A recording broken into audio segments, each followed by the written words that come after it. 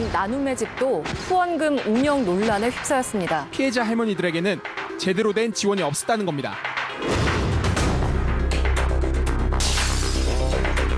식당에서 물어봤어요. 우리가 언제 합류했냐고. 케어를 잘한다고 얘기했는데 방송국에서 저기 잘랐다는 식으로 얘기를 하더라고요. 그래서 제 나름대로는 상위 1%라고 생각을 하고 살았는데 음식을 지적하니까 뭐 어떻게.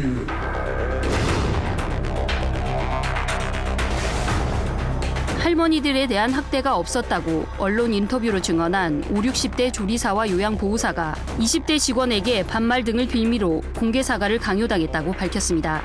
이에 극도의 공포를 느낀 A씨가 결국 C씨에게 무릎을 꿇고 사과했고 B씨 역시 직원들의 강요에 용서를 구했다는 겁니다.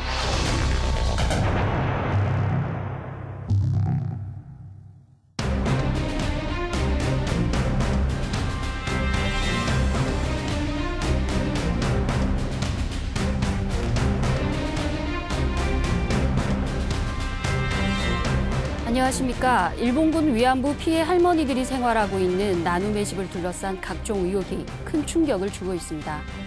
나눔의 집은 불교계가 운영하는 사회복지시설인데요. 후원금 횡령, 할머니들에 대한 인권 침해 등 확인되지 않은 내용들이 내부 고발자들의 일방적인 주장만 담긴 채 끊임없이 확산되고 있습니다.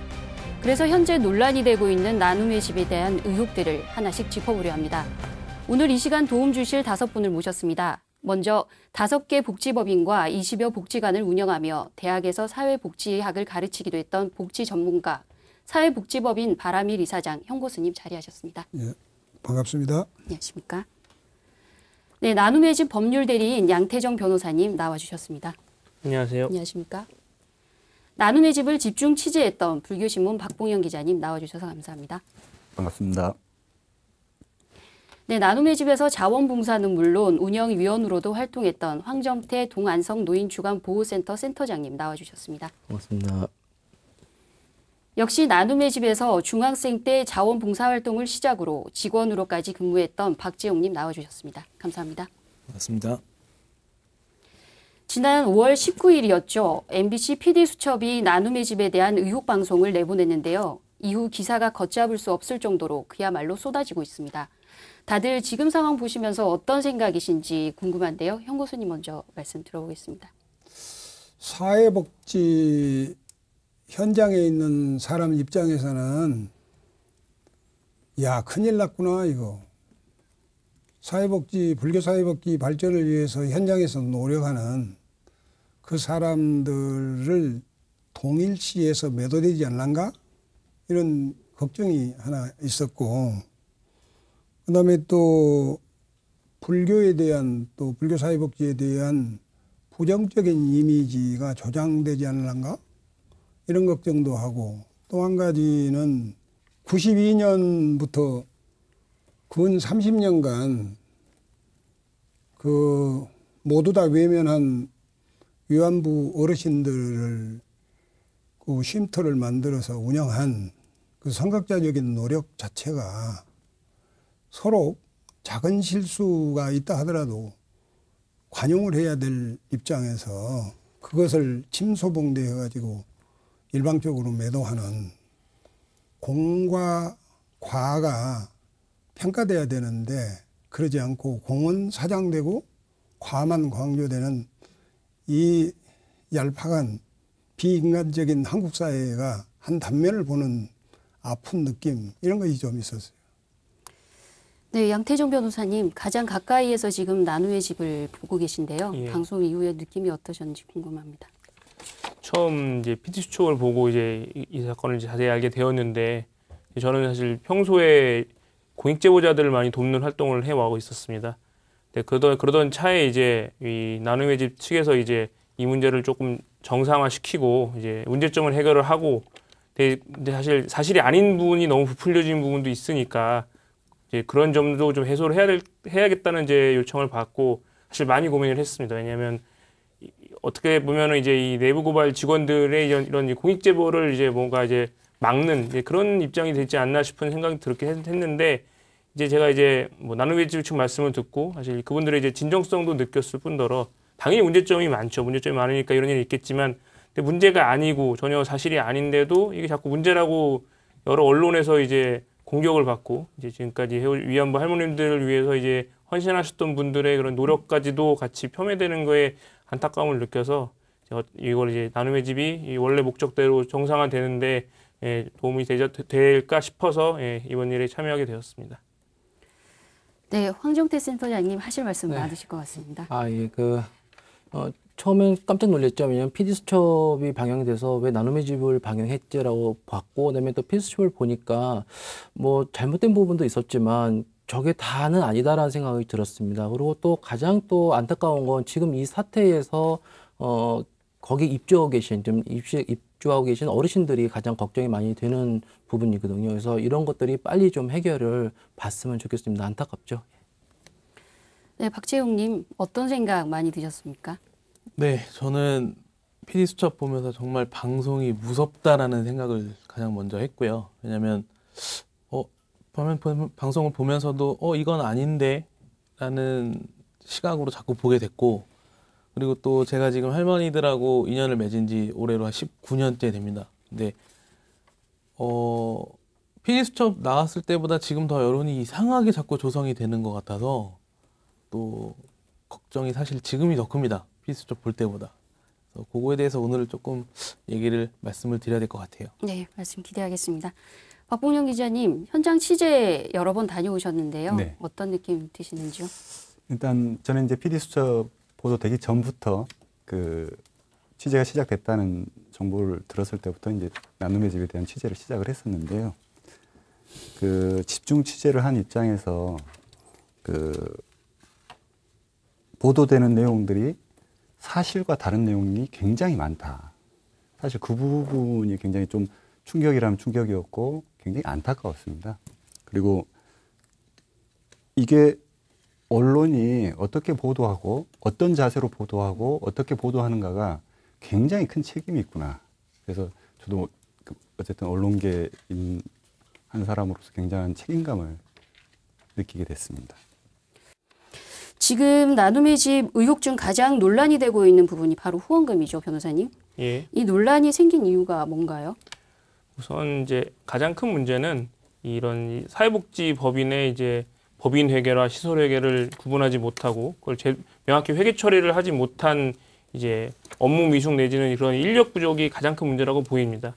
왜냐면 사실 이제 처음 나눔의 집 법인이 설립되었을 때는 이제 이 정도까지 이제 국민들의 관심과 사랑을 받지 못해서 조계 정책에서 많은 이제 수령과 헌신과 그런 봉사를 통해서 이제 위안부 할머님들을 모시기 위해서 노력을 했던 부분도 있고, 그 점은 위안부 할머님들도 충분히 공감을 해주시고 있는 건데, 그러다 이제 점점 이제 국민적 관심이 많아지고 이제 너무나 많은 후원금들과 사랑을 받게 되니까 이제 사실 근데 그에 맞춰서 이제 그에 제대로 회계 처리를 할 수 있는 인력은 아무래도 많이 부족해진 점이 있고요.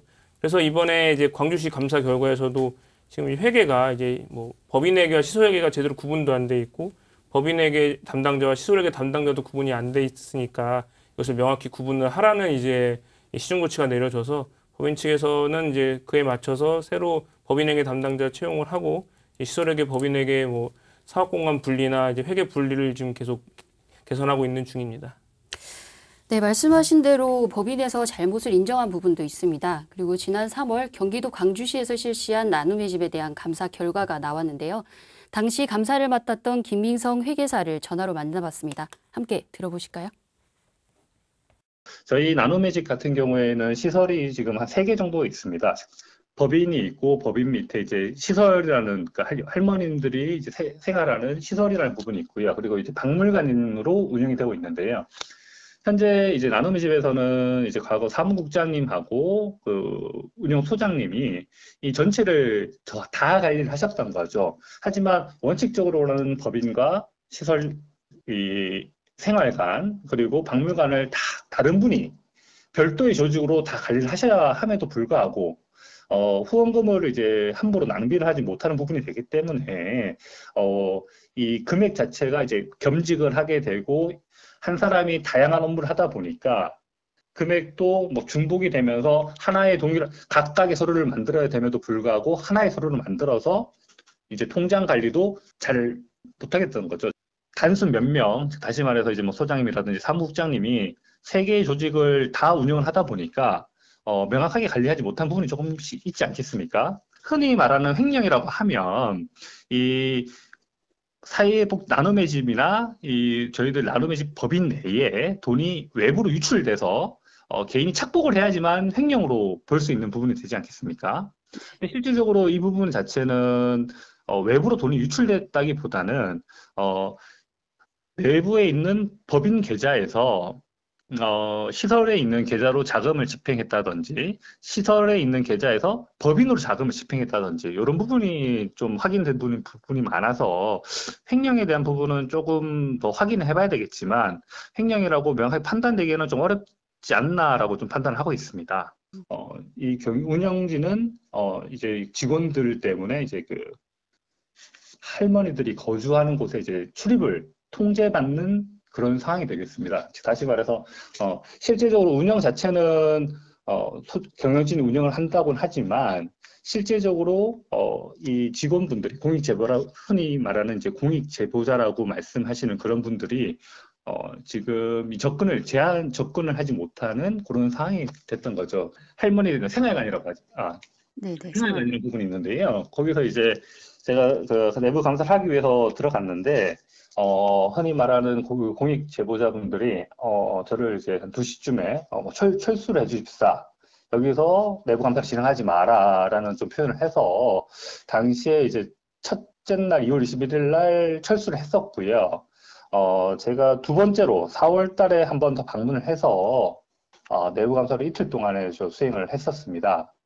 그래서 제가 이제 내부 감사를 수행하러 갔을 때는 이 공익 제보자라는 분들이 할머니들을 이렇게 제가 뭐 표현이 적절한지는 모르겠습니다만 뭐 볼모를 잡고 외부인 출입을 통제하는 그런 생각이 들었습니다.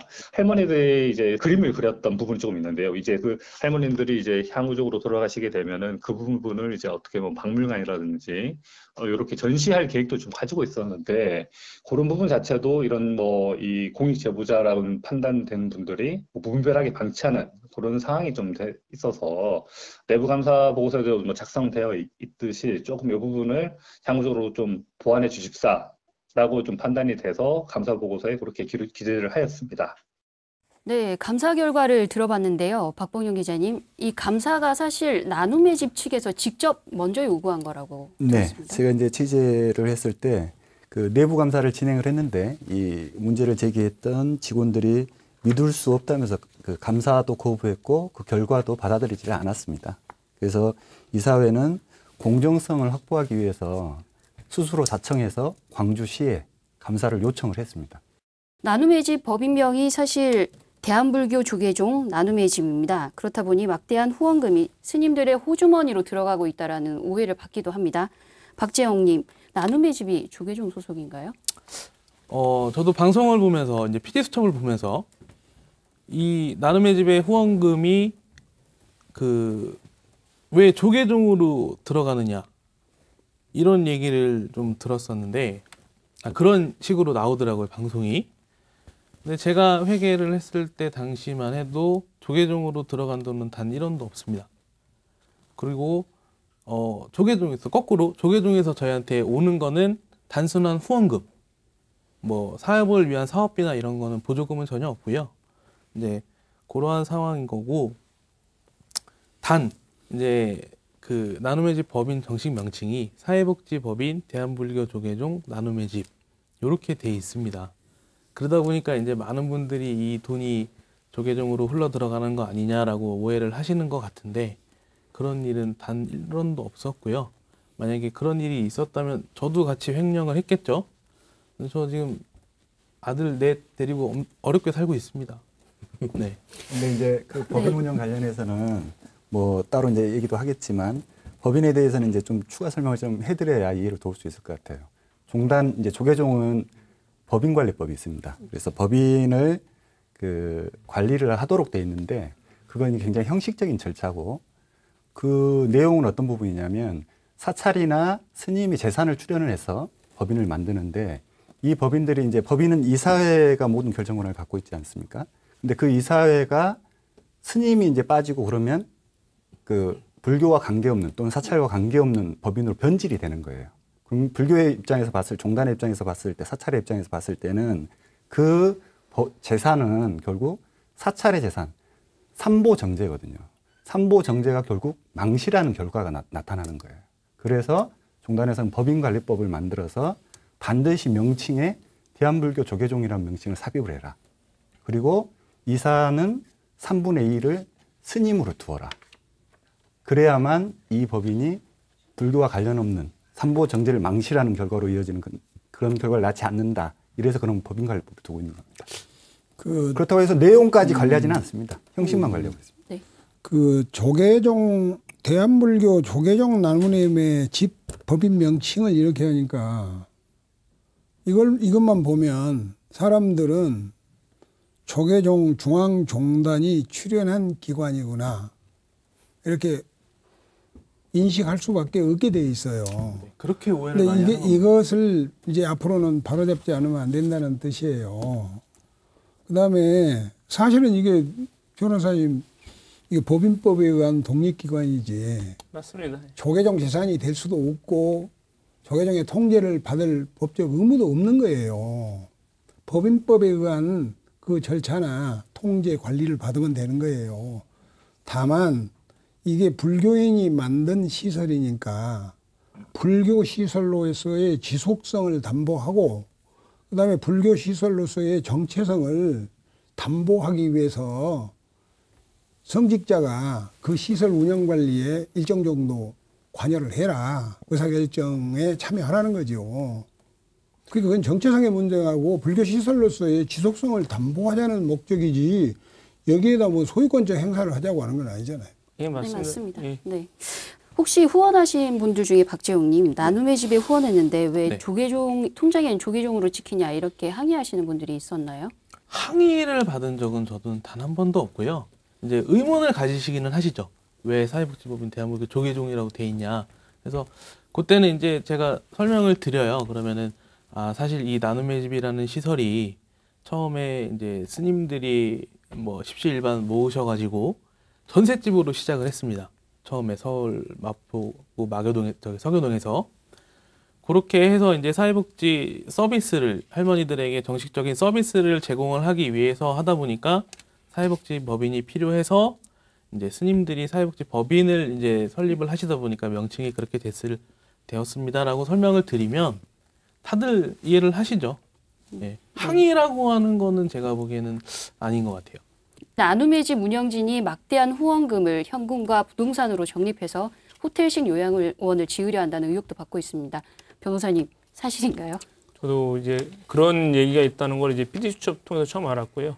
그게 이제 그거에 대한 근거로 이제 좀 제시가 된 게 이제 이사회에서 있었던 이제 뭐 일부 이제 한 이사님의 말씀인 건데 사실 그 방송 그 촬영은 이제 원래 이제 법인 내부에서 이제 이사회 회의록을 만들기 위해서 그 이제 영상을 촬영을 하고 이사회가 끝나면 그걸 이제 회의록을 만들기 위해서 이제 촬영이 됐던 건데 이제 그게 이제 좀 불법적인 경로로 해서 이제 그게 외부 유출이 되었던 것으로 전 이제 들어서 그렇게 듣고 들었습니다. 근데 이제 이런 상황에서 이제 뭐 물론 이제 공익제보란 목적이 있어서 뭐 그게 이제 드러난 거에 대해서는 저도 반성해야 한다고 생각을 하지만 일단은 뭐 이렇게 뭐 한 이사가 한 스님이 이렇게 얘기를 뭐 호텔식 요양은 지어야 된다라고 한다고 해서 뭐 그 지어주신 건 전혀 아니고요. 정치가 한 것도 아니고 개인적인 의견을 그냥 내신 것뿐이었는데 앞뒤가 다 잘린 채 그 부분만 그래서 이제 됐죠. 사실 그러니까 좀 제일 중요한 거는 지금 위안부 할머님들이 남은 여생을 제대로 행복하게 사시고 이제 그리고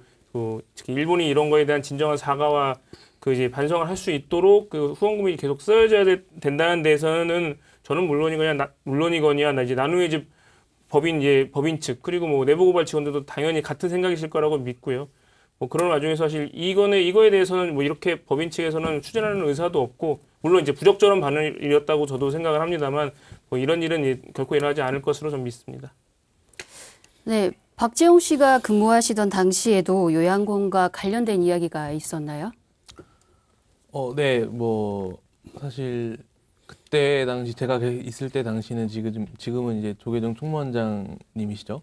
원행 스님께서 이제 원장님으로 계셨었는데 스님이 저기 스님하고 저희 직원들하고 만나서 이제 얘기를 하다 보면 할머니들이 다 돌아가시고 나면 이 공간을 어떻게 할지라는 뭐 의논이 좀 있기는 했었습니다. 근데 사실은 이 나눔의 집이라는 시설이 또 위안부 피해자 할머니들이라는 요 분들의 이제 특수성과 또 이런 것들 여러 가지 것들을 좀 고민을 저희는 하는 단계는 맞았었어요. 네, 단계는 맞았는데 뭐 방송에서 저도 방송에 처음에 제가 무섭다고 했던 게 제가 보기에는 앞뒤 다 잘라먹고 그냥 뭐 호텔식 요양원 진짜 뭐 이런 게 나갔던 것 같아요. 제가 봐도.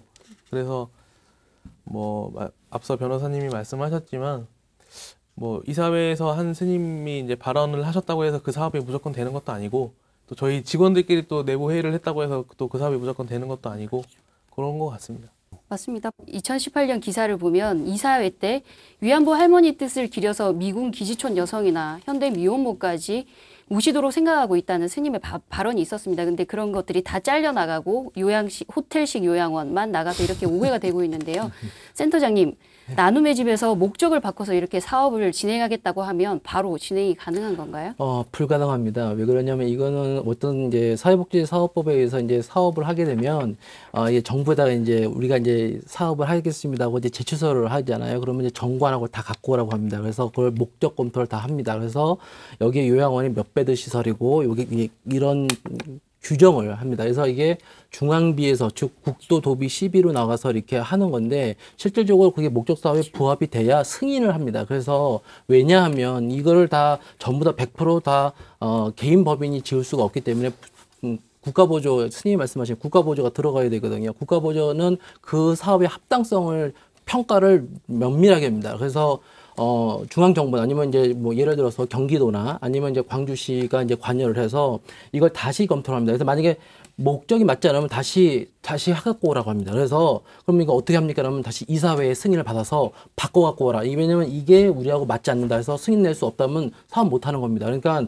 지금 PD수첩에 나온 것처럼 막 그렇게 막 호텔에다 막 갑자기 막 호텔하면 호텔 짓는 것이 아니라 이걸 다시 공무원들이 다시 재검토를 합니다. 그래서 이거하고의 사업이 적합성이 있는 거를 판단해서 이게 적합성이 판단하면 그때서부터 본격적인 작업이 시작되는 것이죠. 불가능합니다. 네, 할머니들의 뜻을 받들겠다는 취지는 분명해 보이는데요. 세월이 지나면서 할머니들이 돌아가시고 이제 나눔의 집에 생활하고 계시는 할머니는 5분밖에 안 계십니다. 할머니들의 유운을 이어가기 위한 고민이 필요하다는 데는 저 또한 그렇고 여기 계시는 분들 또 많은 분들이 공감하실 것 같은데요. 형 교수님, 그럼에도 불구하고 직원들과 이렇게 충분히 공유가 안 돼서 그럴까요? 왜 이런 일들이 발생한 거라고 보십니까? 그 성직이라는 것하고 세속인이라는 어떤 그 구조 자체가 이원적 판단을 우리한테 강요해요. 승려의 정체성이나 자긍심 때문에 이원적으로 보는 시각이 그게 잘못하면 잘못 씌어지면 권위적인 지시 명령형으로 간다고. 그러다 보니까 원활한 소통이 잘 안 돼요. 그다음에 이런 사회복지 시설은 공유된 가치가 없으면 안 되는 거예요. 자체에 중요한 게 뭐 우리가 지금 사회복지를 하고 있다는 거예요. 휴먼 서비스를 하는 거예요. 이것에 대한 공감대가 형성돼 있어야 돼요. 사람들이. 그런데 거기에 스님네들이 사회복지에 대한 전문 교육을 철저히 받지 않거나 또 단계적으로 사회복지 현장 필드에 들어가서 경험하는 경험적 지식도 충분히 축적이 안 된 상태에서 대부분 중간에 관리자로 들어오는 경우가 많아요. 그러니까 한쪽은 정식으로는 사회복지를 공부를 했고 스님은 복지, 그래서 자격증은 땄는데 기초적으로 다 모든 것을 하고 임상 경험을 안 했기 때문에 좀 갈등이 있어. 그리고 이쪽은 지시하려고 하고 저기는 말도 안 되는 소리나 하네. 또 자꾸 이래. 그러다 보니 소통이 잘 안 되는 경우가 많아요. 이런 것들이 이러한 갈등의 문제를 일으키지 않았나 이런 생각이 들고요. 네, 그러면은 다음 의혹도 짚어볼까요? 변호사님, 후원금과 관련한 또 다른 의혹이 토지를 매입하면서 후원금을 사용했고 개인 명의로 땅을 구입했다는 겁니다. 나눔의 집이 토지를 이렇게 매입하려는 이유가 뭔가요? 우선 이 나눔의 집이 토지를 매입한 목적은 이제 평화인권센터 건립을 위한 목적이었다고 합니다. 근데 이제 원래대로라면 당연히 나눔의 집이 그 중구관청인 이제 지방자치단체 허가를 받고 그 법인 명의로 샀어야 되는 건데 당시에 이제 자문을 받기로는 이제 직접적으로 이제 법인 명의로 살 수 없는 땅이라고 이제 알았기 때문에 그 이제 가능했던 이제 시설장 명의로 이제 일종의 이제 명의 신탁을 한 거죠. 사실 이거는 굉장히 이렇게 해서는 안 되고 이제 문제가 많아서 다시는 이런 일을 해서는 안 된다는 게 제 생각이고요. 그렇기 때문에 이제 이런 건에 대해서 지적을 받은 이후에 바로 이제 그 시설장도 이것을 나눔의 집 명의로 이제 돌리기 위한 뭐 가등기 조치 같은 것을 하였다고 합니다. 이 평화인권센터 건립을 이제 추진하기 위해서 이 나눔의 집 측에서는 그 시설장 명의로 이제 토지를 취득한 후에 매년 이제 주무관청인 광주시나 경기도를 통해서 여성가족부에 이제 평화인권센터 이제 사업 허가를 여러 차례 신청을 했다고 합니다. 근데 이제 번번이 그때마다 예산이 이제 나오지 않고 승인이 나오지 않아서 아직까지 이제 평화인권센터 건립이 되고 있지 않다고 하는데 이번 일을 계기로 이제 행정적인으로 문제되는 것도 개선이 되고 평화인권센터도 이제 사업이 계속 추진이 돼서 이 위안부 할머니들의 그런 이 숭고한 뜻이 이제 더 후세까지 전해지기를 바랍니다. 그 땅이 농지예요? 확실히 그렇다고 하더라고요. 그래서 이제 그 농지가 되면 농민이 아니면 뭐 취득을 못 하잖아요. 법인은 취득 못 하잖아요. 그래서 이제 그러니까 법인 명의로 취득이 어렵다고 하더라고요. 그 땅을 구입을 할 때가 이제 저도 있었을 텐데 그 앞에 이제 저희가 행사를 하다 보면 그 앞에가 땅콩 밭이었어요. 예, 그러다 보니까 차가 막 들어오면 그쪽을 막 밟으니까 그 땅 주인분하고 또 엄청 또 대립도 생기고 막 이랬었거든요. 그래서 이제 어떻게 구입을 하게 됐는데 이제 사회복지법상 그 사회복지 법인이 이제 농지 취득이 안 되다 보니까 그때 당시 이제 시설장이었던 안신권 소장님 명의로 일단은 해놓고 그래요. 나중에 이제 법인으로 돌리기로 한 거죠. 평화인권센터 박봉영 기자님, 사실 알고 보면 할머니들의 뜻을 잇고 후대에도 전쟁의 참상을 알리자라는 공적인 사업입니다. 근데 왜 개인 명의로 이렇게 토지를 매입했는지 설명 좀. 방금 이제 앞에서 이제 많이들 말씀을 해주셨는데 농지는 법률상 아무나 그 소유할 수가 없습니다. 특히 이제 사회복지법인은 농지를 소유할 수가 없죠.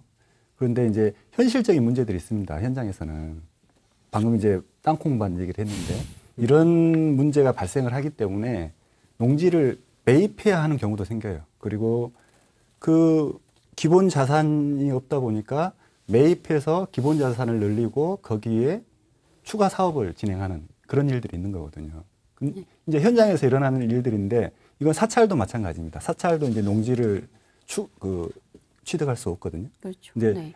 그런 경우는 어떻게 하느냐 하면 먼저 개인 명의로 등기를 합니다. 그리고 용도를 변경한 뒤에 그 사찰 명의로 다시 변경을 하죠. 그러니까 이 그 나눔의 집 같은 경우도 사실 훼손행위가 끝난 다음에 그러니까 이게 어떤 사적 이득을 취득하기 위한 개인 명의 등기가 아니거든요. 이게 일반적으로 이런 현실적인 문제 때문에 일어나는 그런 사실 위법하지만 그런 일들이 현장에서는 일어나는 상황이다라는 일어나는 사례가 있죠. 네.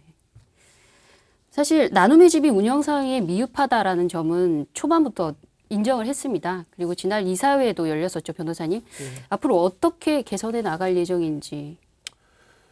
이제 지난 1회 이제 이사회가 열렸었는데요. 그 전에 일단 같은 날 이제 징계위원회도 같이 열렸습니다. 네. 그래서 징계위원회에서 어떤 이런 지금 나눔의 집 여러 문제점들을 제대로 관리하지 못하고 그리고 위협한 이제 조처를 이제 수행을 했던 거에 대한 책임을 가진 이제 그 시설장과 이제 사무국장에 대한 징계가 있었고요.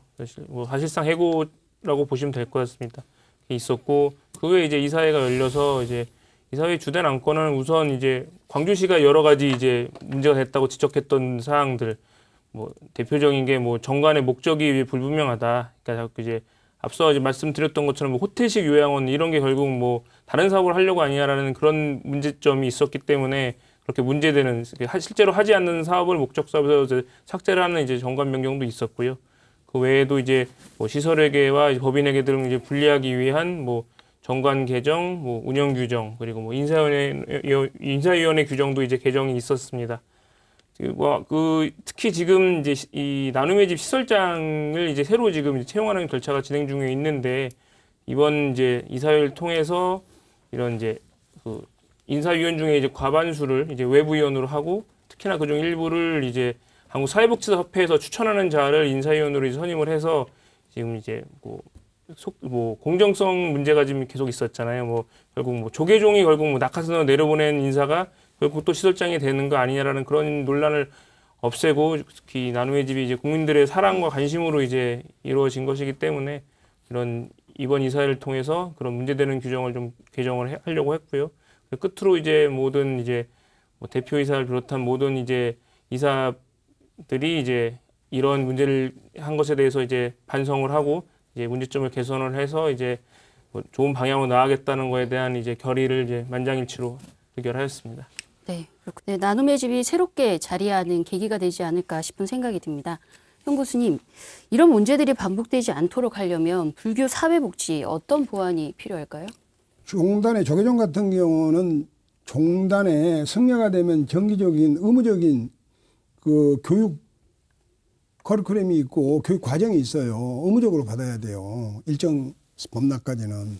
그러면 그 교육 프로그램 안에 인정되는 교과 과정으로 만들어 가지고 비영리 법인 운영 관리하고 관련된 전문 지식과 정보를 또 체험 교육을 계속시켜서 그렇게 간다면 최소한도 사회복지 시설기관에 투입되어 있는 스님네들이 자기들은 자기하고 직접 그 활용 가능하고 이용 가능한 그런 지식과 정보를 새로운 걸 가서 투입해서 기관에 투입을 하면 기관도 활성화되고 합리적인 경영, 그다음에 또 이미지 경영 다 할 수가 있잖아요. 그다음에 또 한 가지는 전문 교육을 이제 학교 가서 개별적으로 하는 것도 중요하지만 다 중앙상하대학 사회복지과도 있고 동국대학교 사회복지과도 다 있어요.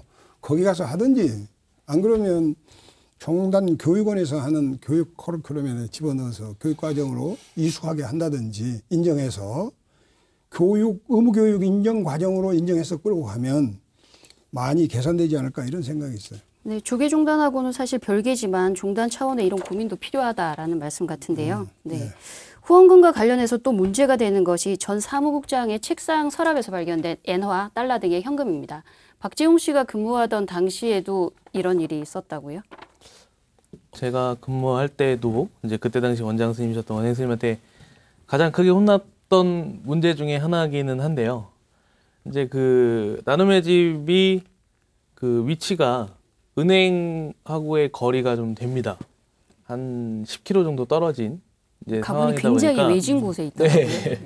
그러다 보니까 뭐 후원금 한 건을 가지고 저희가 또 업무 끝나고 나서 은행을 가면 은행은 문을 닫을 시간이고 그러다 보니까 그 엔화들이 조금씩 쌓여 있는 거는 있었어요. 근데 대신에 그 엔화를 받을 때는 일본 분들도 다 후원금 영수증을 끊어 드립니다. 일본 분들도 후원금 영수증을 끊어 가셔서 그거를 이제 저희가 조금 모아놨다가 이제 한꺼번에 이제 원화로 환전을 해서 저희 통장에 이제 넣는 방식으로 단 이제 은행에 갈 때는 저희가 포스트잇에다가 누구 얼마 다 메모를 해서 갑니다. 예. 그 정도까지 관리를 했었는데 뭐 제가 알기로는 지금 김정숙 사무국장님이 그 횡령으로 고발을 당하셔가지고 경찰 조사를 받는 걸로 알고 있습니다. 네. 횡령할 생각이 있었다면은 뭐 그 서랍에다 두고 있을까요? 그리고 또 뭐 저뿐만이 아니라 다른 직원들이 다 그 안에 돈이 있다라는 걸 알고 있었는데 횡령할 생각이었으면은 그렇게 안 했겠죠.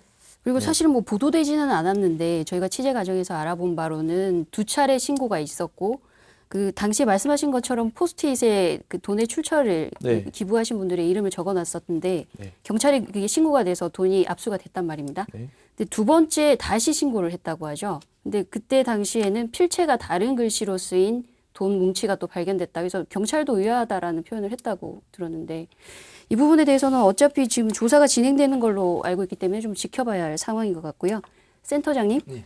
이 밖에 후원 물품에 대한 관리가 소홀했다는 지적이 있습니다. 때문에 지금 일부 후원자분들이 후원금 반환 소송을 준비하고 있죠. 후원 물품 관리가 이렇게 소홀한가요?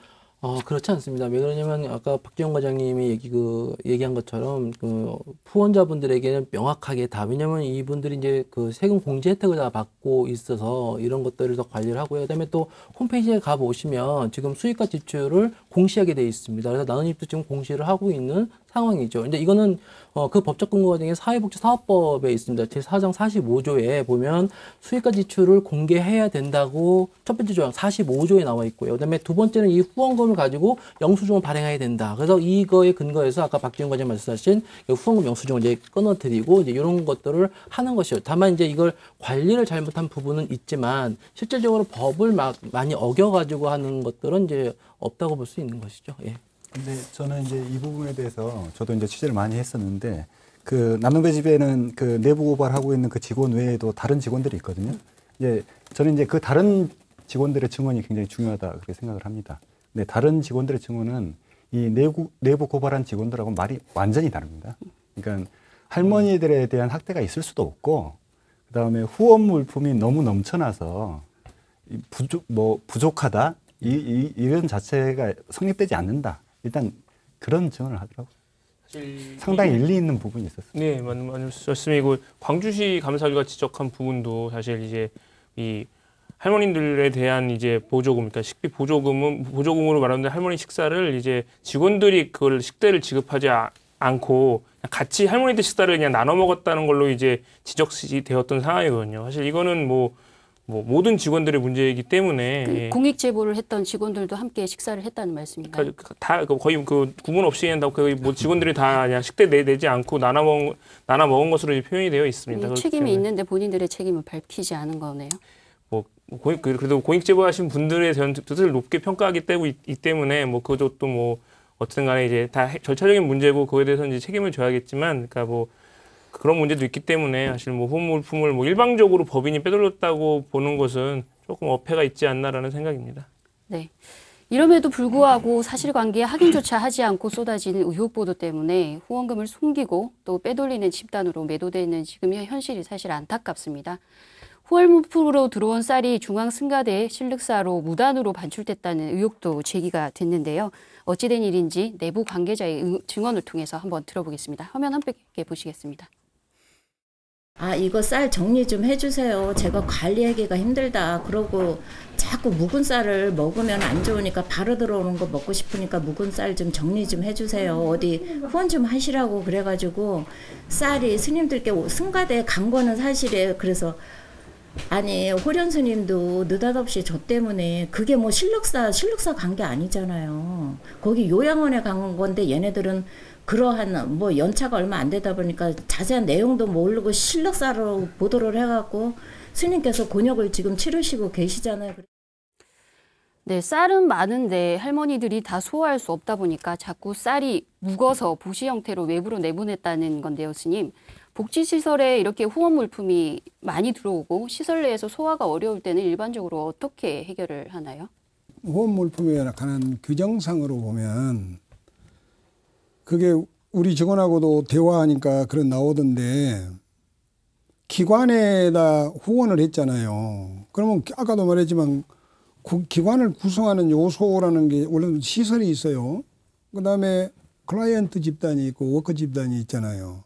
그다음에 거기에 프로그램 서비스가 있어. 그러면 이 돈이 프로그램에 쓰여지거나 클라이언트한테 쓰여지거나 워커가 쓰여지거나 시설 자체에 쓰여지거나 그 네 분야에 어디를 써도 상관이 없는데 배분의 우선순위는 어르신한테 있는 게 맞아요. 그다음에 그게 넘어가면 다른 워커들한테도 할 수도 있고 그다음에 시설 자체에도 쓰고 그다음에 프로그램 개발해서 투입하기도 하고 그러고도 남은 걸 어떻게 할 거냐. 이거는 타 기관에다가 유사사업기관이라든지 사회복지기관에 일반적으로 넘겨주는 것이 관행이에요. 그러면 여기서는 실륵사에 줬다 하니까 절에서 절로 줬다는 식이 돼요. 복지기관 것을 절에 줬다고 보도가 되니까 왜곡 보도가 되는 거예요. 실륵사는 내가 잘 압니다. 요양기관 세영스님이 만들었는데 같이 내가 자문해서 만든 거예요. 그렇기 때문에 거기 요양기관이 큰 거이 두 개가 있어요. 거기에 양식이 쌀 부족하니까 거기다 좀 주는 거예요. 같은 어르신들 하시라고. 그럼 쌀 놔두고 썩혀서 버려요? 이러면 안 되잖아요. 생물인데. 그걸 가지고 무슨 절에다 줬다 한 거다고 실륵사가 운영하는 요양원에 줬다 한 거다고 의아달고 말이다니 이 의도된 왜곡이라고 볼 수도 있죠. 제가 취재한 바로는 사실 이걸 그냥 드린 것도 아닙니다. 이게 신륵사 말씀하신 요양원의 복지관에서 스님께서 물티슈 후원 물품이 많이 들어와서 이 물티슈 후원 물품을 나눔의 집에 네, 드리고 그 답례로 이 쌀이 간 거라고 알고 있는데 물물교환했네. 그런 부분들이 다 빠져버린 거죠. 근데 네. 중앙성가대도 마찬가지입니다. 중앙성가대도 이제 쌀이 갔는데 중앙성가대는 해마다 김장을 담으면 나눔의 집에 보내요. 그래서 맞아. 나눔의 집에 해마다 김장김치가 항상 넘쳐납니다. 여기저기서 많이 보내오는데 그중에 중앙성가대도 있어요. 그래서 이제 저 방금 증언하신 그 부분도 그 중앙성가대를 그래서 아는 거예요. 후원을 해주기 때문에 김장을. 그래서 저분도 중앙성가대한테 이만큼 우리도 받는데 우리가 남는 쌀 그게 좀 보내주면 안 되냐 이런 제안을 저분도 했었어요. 박지웅님, 네. 이 부분에 대해서 잘 알고 계시죠? 네. 제가 뭐 쌀도 가져다 드렸고 했었으니까 알고 있는데 사실 뭐 앞서 말씀하신 것처럼 이제 언제부턴가 그 쌀을 후원하는 그러니까 연예인 뭐 생일날 팬클럽이 쌀을 후원하는 이런 게 유행이 돼 버렸어요. 그러다 보니까 어느 날 갑자기 연락도 없이 그냥 한 트럭씩 쌀이 들어옵니다. 저희 나눔의 집 마당으로. 뭔가 그러면 이제 연예인 팬클럽이 보낸 거예요. 그래서 야, 이 쌀들을 어떻게 하나 하다가 저희가 이제 그때 당시에 이제 그 전국에 계신 할머니들을 찾아다니는 그 사업이 있었기 때문에 할머니들을 전국에 계신 분들을 찾아다니면서 그분들한테도 쌀을 전달을 했고요. 그리고 또 나눔의 집에서도 소화를 하다가 안 돼서 이거를 이제 할머니들하고 의논을 했죠. 할머니들하고 의논을 해서 할머니 이 쌀이 이렇게 있는데 이걸 어떻게 해야 될까요? 했을 때 이제 그때 정확히 기억은 안 나지만 제가 기억하기로는 김군자 할머니가 아마 말씀을 하셨을 거예요.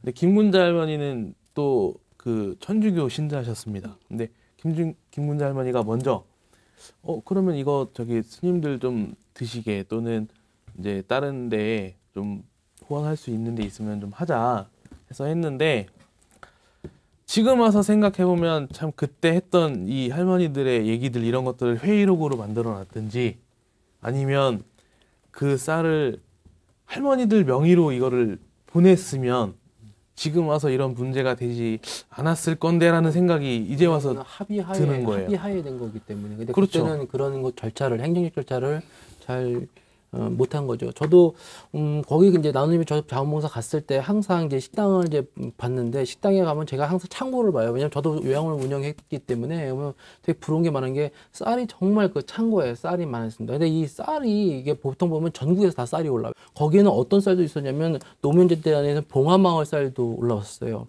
노무현재단 쪽에서 이제 첫 노무현 대통령이 이제 낙향하셔가지고 거기 이제 오리로 해서 농사를 지었는데 그 첫 수확을 첫 진상으로 해서 나눔의 집으로 보냈습니다. 그래서 제가 어르신을 먼저 드리고 그다음에 제가 거기서 같이 식사한 기억이 납니다. 그래서 요게 아까 얘기한 조금 좀 틀릴 수도 있는데 어르신이 뭐 좀 못 드셨다, 뭐 좀 부족하게 드셨다는 게 좀 이해가 안 되는 부분이 그렇게 바로바로 오는 진상품들은 바로 그때 바로 조리사님이 조리를 하십니다. 그래서 왜냐면 이제 특산품이기 때문에 그래서 어르신 먼저 드리시고 그다음에 이제 직원들도 먹고 이렇게 했었는 기억이 나거든요. 그러니까 그런 부분들이 보면은 이 쌀에 대해서는 좀 그런 거 있는데 이게 실질적으로는 요양원의 입소자, 이용자에 좀 하신 분들이 한 6, 7명밖에 아니면 10명밖에 안 되기 때문에 실제로 식사를 작죠. 하시는 분은 그럼요. 어르신도 아니시죠. 식사량도 네. 좀 적지 않겠습니까? 근데도 너무 많이 들어오는 거죠. 이걸 갖다가 했는데 좀 그때 당시에 좀 생각을 해보면